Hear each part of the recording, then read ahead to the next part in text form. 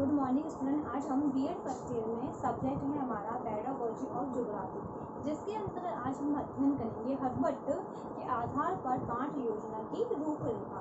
पूर्व की कक्षा में हमने इसी का अध्ययन किया था, तो ये हमारा पार्ट 2 है, जिसके अंतर्गत भी आज हम इसकी रूपरेखा के बारे में अध्ययन करेंगे।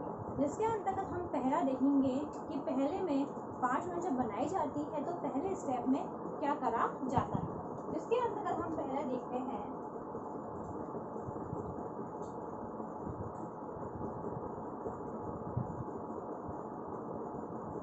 क्रम संख्या।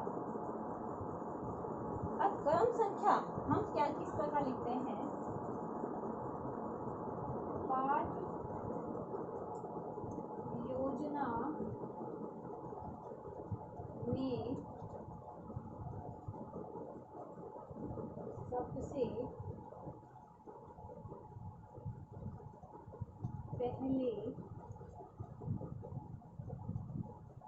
पृष्ठ के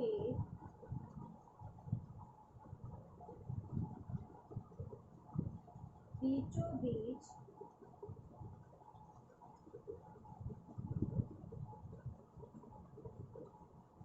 पृष्ठ के ऊपर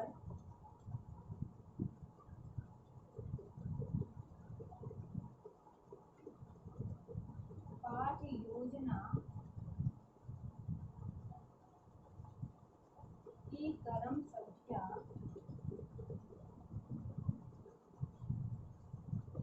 लिखी जाती है।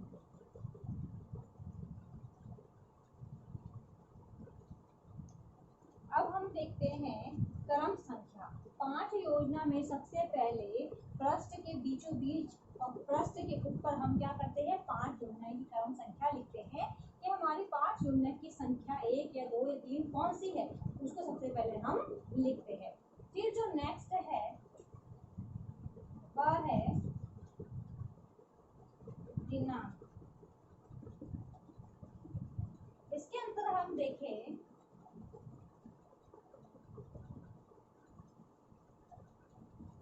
इस कॉलम में जिस दिन पाठ पढ़ाया जाता है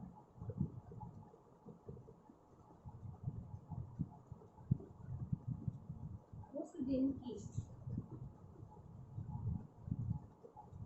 तिथि लिखी जाती है। अब दिनांक में क्या लिखा जाता है कि इस कॉलम में जिस दिन हमने पाठ पढ़ाया है उसकी डेट हम उस कॉलम में लिख देते हैं। फिर नेक्स्ट है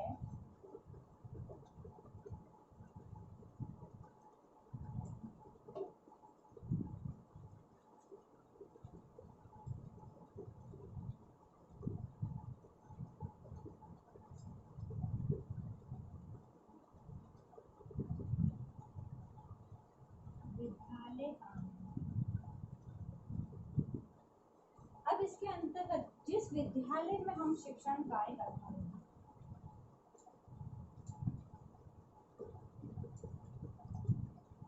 जिस विद्यालय में हम शिक्षण कार्य करवा रहे हैं या हम कहे जिस विभाग में करवा रहे हैं उसका नाम लिखा जाता है। यानी हमने देखा कि हम किसके लिए हमने पढ़ाया है, 9 के लिए पढ़ा। सेक्शन क्या है हमारा A। तो हम इस प्रकार विद्यालय का नाम लिख के हम कक्ष को हम विभाग का क्लास कक्षा डाल के हम सेक्शन लिख देते हैं। फिर नेक्स्ट है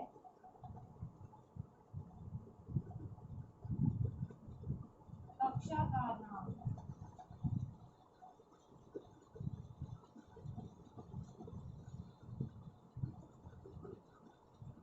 इसमें विभाग में इसमें शिक्षण कार्य जा करवाना है उस विद्यालय का नाम लिखते हैं, और जो कक्षा है उसके अंतर्गत हम लिखते हैं कि कक्षा कौन सी, 9th A। तो हम इस पर कक्षा को लिख देंगे। फिर जो नेक्स्ट है वह है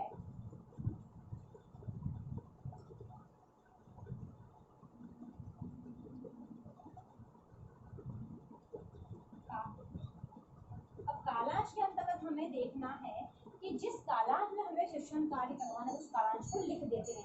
जैसे हम देखते हैं कि थर्ड कालांश में हमें शिक्षण कार्य करवाना है तो हम थर्ड क्लास लिख देते हैं। फिर कालांश के बाद है अवधि। अवधि के अंतर्गत जो हमारी 5 योजना में जो अवधि दी गई है 30 से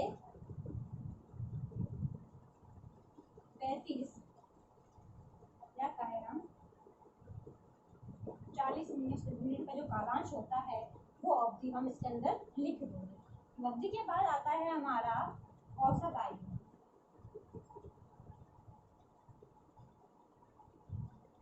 औसत आयु इसके अंदर हम देखते हैं कि कौन से वर्ष के बच्चों को हम अध्ययन करवा रहे हैं। थर्ड क्लास के बच्चों की आयु कितनी है, फोर्थ की कितनी है, एट्थ की कितनी होनी चाहिए। तो हम यहाँ पे थर्ड क्लास की मान लीजिए हम लिख देते हैं 7 से 8 वर्ष बालक मान लीजिए हम पढ़ा रहे हैं, इतने वर्ष के बालक हम लिख देंगे। फिर आती है हमारी 12 विषय। अब हम कौन से विषय की पाठ में ले जाके हम पढ़ा रहे हैं तो हमें लिख देंगे भूगोल। फिर आता है उपविषय, इसके अंतर्गत हम भूगोल के अंतर्गत क्या पढ़ा रहे हैं वो लिख देंगे। जैसे हम पर्वत पढ़ा रहे हैं तो हमने यहाँ पर पर्वत लिख देंगे। यहाँ पर हमें स्पष्ट रूप में इसके उपविषय लिखना अनिवार्य होते हैं जिससे पता चल जाए कि हम क्लास में किस टॉपिक का अध्ययन कार्य करवा रहे हैं। उपविषय के बाद आता है उद्देश्य। इसके अंतर्गत हम उद्देश्य के अंतर्गत हम सामान्य विशिष्ट उद्देश्य जो हमारे चलते हैं उसका उल्लेख हम कर देते हैं। सामान्य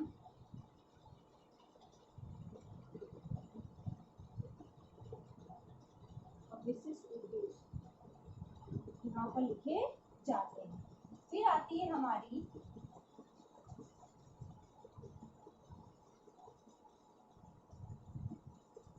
सहायक सामग्री, यानी हम उस पर्वत को पढ़ाने के लिए किस सहायक सामग्री का उपयोग कर रहे हैं।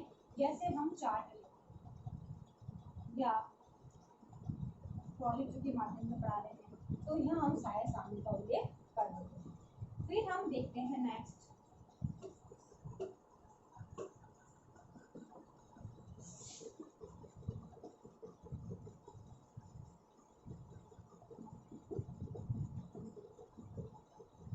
पूर्व ज्ञान। अब पूर्व ज्ञान के अंतर्गत हम क्या करते हैं कि हम छात्रों को जो पहले से ही पता है उस ज्ञान की ओर ले जाकर जो हमें ज्ञान प्रेजेंट में देना है उसकी ओर हम ज्ञान की प्राप्ति करवाते हैं। फिर आता है हमारा प्रस्तुतिकरण। अब प्रस्तुतिकरण जैसे मैंने आपको 100 भागों के अंदर बताया था किस प्रकार हमें किसी टॉपिक के पॉइंट बना के स्टेप बनाकर हमें उसका वर्णन किस तरह की है, इसके प्रदेश हैं, जो भी आते हैं प्रकार है, महत्वपूर्ण का पॉइंट बना के हमें अध्ययन कार्य करवाना है। तो ये थी हर्बट के आधार पर पाठ योजना की रूपरेखा। अब इससे संबंधित आज का आपका गृह कार्य है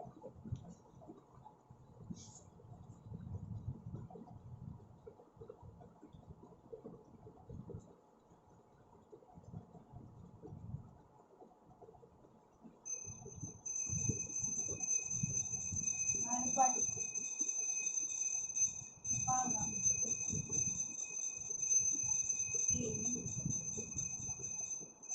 आधार पर पाठ योजना की रूपरेखा बनाई।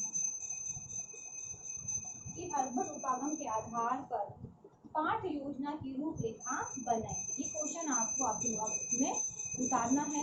अंत में एक विशेष बात, जैसा कि आप सभी को पता है कि देश में कोरोना जैसी महामारी बहुत फैल रही है। इससे सुरक्षित रहने के लिए